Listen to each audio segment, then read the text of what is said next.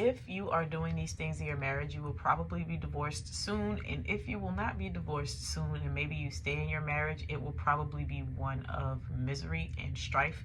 And I'm going to come in strong with the first one, downplaying your husband's ideas. This is specifically for wives. So if you're a man watching this, although these things can be helpful to you, I am not a man and I don't offer the perspective of a man in marriage because I honestly don't know the perspective of a man in marriage. I can talk to my husband all day long about the things and the experiences, and there are some times where I can give information, but he is a man, I am not. And there are plenty of men on here that actually help men with their marriages. I'm not one of them. So yeah, downplaying his ideas. This doesn't seem like it's that big of a deal, and you might not even realize that you're doing this. So I'm going to give a few examples, and I'm going to talk about why this is such a big one. First of all, it's a big deal because downplaying your husband's ideas takes a shot at his pride. And if you're going to keep killing your husband's pride, that's a sure way to end up in an unhappy marriage. That's a sure way to end up, if you don't get divorced, just to be, like I said, miserable. We don't always have to agree with everything that our husbands say or do for us to be supportive and loving. Oftentimes, when we hear something that's a bad idea, particularly from our husbands, or something that we perceive to be a bad idea, we have a lot of pushback. We respond very negatively. We respond in a way that's just not very pleasant. You know, why would you do that? That's not a good idea. That's stupid. Are you kidding me? Like, and these are things that when we say them, we don't really feel how grave and depressing they can be, but they actually are. And one of the things that I tell people to do when you feel like saying something, just think before you speak. And in that thinking before you speak, ask yourself how you would feel if someone said something similar to you. And oftentimes you will find yourself not saying the thing because you realize how nasty it sounds. We can be very impulsive in the way that we speak. We don't even take time to think. Sometimes, most of the time when we're listening to people, we're already thinking in our brain what we're going to say back. Like if you're watching this, for instance, and you already disagree with me, you're thinking of a response to type in the comment section. And I'm not saying that you shouldn't have a response. I'm not even saying that you should agree with me, but I'm just saying that that's how we are naturally, where we want to be very responsive and we want to be very impulsive in the way that we respond. And so sometimes pouring cold water on your husband's idea, I don't think that is something that we do intentionally. I think it's just impulse. And I'm telling you that you got to get that impulse under control, because if you're constantly downplaying his ideas or pouring cold water on his ideas, you're going to give him the idea that you think he's stupid. And of course, even if you think the idea that he has is stupid, you probably don't think that he is stupid, but in communicating that the idea is stupid, you are hinting at the fact that he is stupid. And so that's just not something that we want to do. It reminds him also, when you shoot down his ideas, why he shouldn't open up to you. Because all she's going to do is tell me it's wrong. All she's going to do is try to tell me it's a bad idea. All she's going to do is try to tell me what to do. So if you're making it a habit to do that, I want today to be the day that you stop. And I know that we do this, but let's stop. And this can look like anything. Maybe he asks you, what do you think about me changing careers? Even if you don't think that he should change his career, it's better in that situation to ask clarifying questions. I have learned to do this not just in a romantic relationship, like in my marriage, but also in other areas. When people ask me questions or ask me for advice, it is so important to get clarity so you can see where that person's head is and what it is that they're thinking about before you give them a response. And so sometimes, and this is weird too, I talked about this before, I'll link that video below in the description. Sometimes when your husband asks you for feedback, he's not really asking you what he should do. He's asking you if you think he's capable of doing that thing. He's asking you to be supportive of him. And as a wife, you have to learn when he's asking what, because the questions can sound very similar. So if he says, what do you think about me changing careers? He's not necessarily saying, do you think I should change careers? He's saying, what do you think about me changing careers? What type of insight can you offer? Or what do you think about X, Y, and Z? And so that's going to be something that you have to learn as a wife, to kind of put some control on your tongue and exercise a little bit of restraint before you start to answer. So take your time with that one and really work hard. And it's hard work because it's something that's deeply inbred in a lot of us. Like, we do it naturally, so we have to work really hard to reverse it and to stop doing it. And so the second thing is being too critical, especially of his weaknesses. The man knows what his weaknesses are. You don't need to tell him. He already knows what he's not good at, right? And I know, like, when I say this, oftentimes what I hear back is, Michonne, he's not perfect. Why should I have to pretend that he's perfect? I didn't say you have to pretend that he's perfect. I said don't be too critical of his weaknesses. Don't be critical of them at all, because he knows what they are. You know what your weaknesses are. Do you like it when he pokes fun at them? Do you like it when he constantly brings it up and tells you what you shouldn't be doing? There's a time and place too. So sometimes what we can do is we are critical when we are frustrated. Being critical of your husband when you're in your frustration is the worst time to do it, because you're going to say other things. You're going to say mean things that you didn't intend to say simply because you were frustrated. So it's something, again, just like the first one, it's very easy for us to be critical because we're just doing it because we want you to be your best. We want you to do better. We want to see you at your best. And so sometimes, though, when we are critical, we throw in insults on the slide. And even if you are not throwing in insults, I want you to think about the last time that you were appreciative of something good that your husband was doing. And if you realize that oftentimes we criticize more than we affirm. We do this with our kids too, where you're always correcting something, or you're always addressing something that's going wrong, or you're always picking at something that could be better. And again, I just want to ask you how you would feel if the shoe was on the other foot. If your husband were the one that was always telling you what you were doing wrong and picking at your criticism, you would say that he was picking on you. You would say that he was being mean. You would say that he was degrading you or being demeaning. Why is it not the same thing when you do it? And that leads me to not praising him for his accomplishments and good deeds. If you find yourself, oh, I don't have to thank him for that. Why should I say thank you for that? He's supposed to do that. When you do things that you're supposed to do, don't you still want an applause? I like it when I'm thanked for doing the simple things or the things that are my duty as a wife and as a mom. When I make dinner and my kids say, thank you, mommy, I love that. I'm appreciative of that. I almost expect it. Of course, if they don't say thank you, I'm not just going to stop making dinner. If you don't say thank you, your husband is not going to stop doing the things, but he's going to do them more joyfully. He's going to do more. And a lot of times when I talk to wives and they're like, oh, I'm so, I'm stressed out, I'm burned out, there's all these things that I would like for my husband to be doing, I say, it would be perfect if your husband, you could tell him and he would just start doing the things.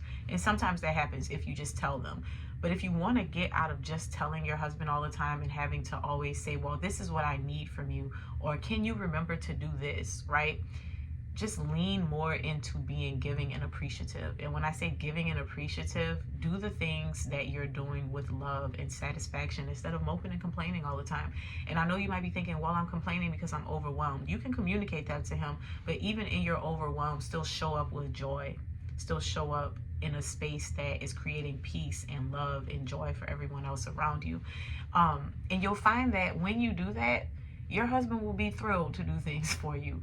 When you find yourself in a space of being more appreciative and being more thankful, your husband is going to lean into doing the things more, because just like a dog, he's going to want that affirmation. And I'm not being funny when I say just like a dog. I mean that. Like, when you're training your animal, and I'm not at all comparing your husband to an animal, I'm just making the point and showing you the similarity.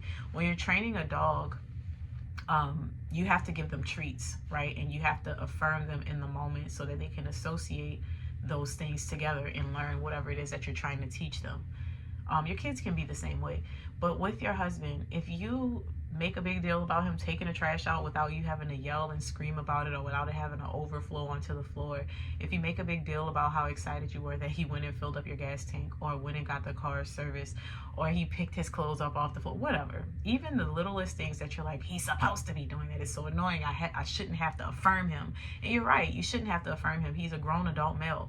But I want you to know that there are some things that you probably started doing and he stopped doing them because you started doing them, and now he's used to you doing them. And if you ever want to get out of doing them and you want him to do them joyfully without you having to tell him, just be appreciative when he does do it. When you ask him to do something and he does it, thank him.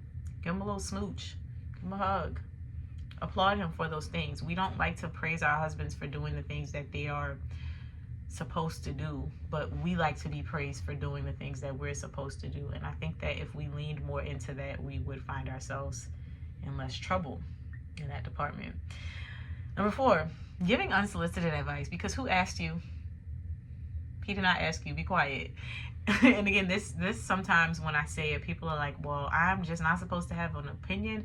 No, you should have an opinion. When he asks you for it, you can give it. Oftentimes, though, we give our opinion when it's not needed. And oftentimes, when we are giving our opinion when it's not needed, it's doing nothing but killing the confidence of our husbands and is creating a voice in his ear. This always makes me think about in Men Are From Mars, Women Are From Venus. There's an example about the knight. The knight comes and he slays the dragon for the princess. They go off into the village and he's living there, and then everything is good, and she's like, oh, thank you for saving me. He goes out, he comes back, there's another dragon, and she says to him, oh, you know, here's the poison. You have to use the poison to slay this dragon. He's not gonna be slayed the way that you slayed him last time. So he's like, what? I know how to slay dragons. Why is she giving me poison? Okay, I'll use the poison. So he uses the poison to slay the dragon. The next time he comes back, there's another dragon. She throws him a rope and she says, oh, he doesn't respond to the way that you did it last time. Here, you have to do it with a rope. And he's like, what? Oh, okay. And he does it, slays the dragon. Then he comes back another time and there's another dragon. And this time she's telling him, like, she doesn't say anything to him. And now he's confused. He's looking to her for approval. Like, what should I do? Even though he already knows how to slay a dragon, but she's been telling him how to do it the last few times. So now he's confused. He doesn't trust his own instinct and his ability to slay the dragon. So when he goes to kill the dragon, he gets burned because the dragon blows fire on him. While he's out, there's another princess who needs saving from a dragon. This princess, he ends up saving her because there's nobody making background noise. He knows how to slay a dragon. He acts on impulse. He does it. And he never goes back to the other village. Why? Because he left because that princess made him question his confidence. Now, the reason that I share that is not to say that your husband's going to leave you for another princess, but it's to illustrate the point that men are already capable of doing things. Your husband was capable of doing things before he met you. And when you get to a point where you start doing everything for him and you start voicing your opinion for him and you start giving unsolicited advice, you're putting a voice in his head where he's going to start questioning his own abilities, and he's going to start questioning what it is that he can do. And if he doesn't start questioning, he's going to be annoyed that you're always adding your input when he didn't ask for it. And again, I want you to think about when you vent or when you say things or when you're processing your ideas, do you always want somebody to jump in with a solution, or do you just want to be able to talk sometimes and work through your problems? And another thing that does is, just like I said with the first one, if you are always giving unsolicited advice, your husband is going to stop opening up to you, because subconsciously or consciously, he's going to be like, I don't want to hear that. I don't want to hear that. I don't always want her telling me what to do. And so it's not about you not having an opinion. It's about exercising restraint and understanding when it's appropriate for you to give your opinion and when he's even asking for it, because sometimes he's just not asking, and he doesn't always need you to tell him what to do unless he asks you, hey, what do you think I should do in this situation? Because remember, like I said, he's not the helpless man that you think he is. If he is helpless and you think you have to make every decision for him, it's because you started doing that. It's probably because you started doing that. Now, there are situations where you just married a man that is terrible, and you're going to need a lot of prayer, and you're going to need God to guide you on that journey. But for the most part, if you married a man and he was a good man when you married him, and you find that these things are happening over time, it's just a changing dynamic of the relationship, and it's the things and the habits that we naturally fall into as women that we need to learn how to not fall into. So don't feel bad about it. Don't beat yourself up. Just make today the last day that you do these things. The last one, reminding him of your perfect moral character. You're not perfect. And I'm not saying that you do this like, yeah, I'm so good and you're so bad. That's not really how it happens.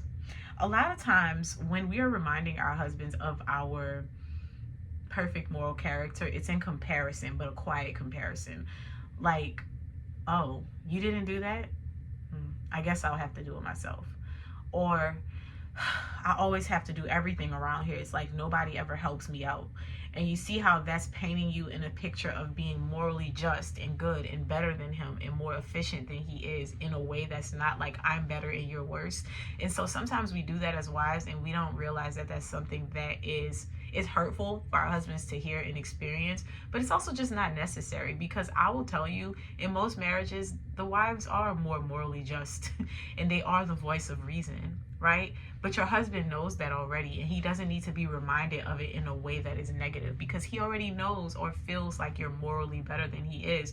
That's probably why he's married to you, because you're so good and you're so loving, and he just doesn't deserve you, right? And so there's no need for you to do that. You don't have to remind him of your moral standard. And so I just loaded you with a lot of stuff, but it was only 5 things. And if you're doing those 5 things, I encourage you to stop doing those 5 things. And if you want to figure out how to stop doing them, I actually did put together, I revamped some things. I put together a file. It's called 5 Signs You're Headed for Divorce. It lists out the 5 signs that I just told you, gives a brief description of each, but then it also gives you an exercise that you can do to work backwards from doing those things and to be more intentional about your marriage. So if that's something that you're looking for, if that's something that you feel like would bless you, go ahead and click the link below to grab that, and I will see you in the next video.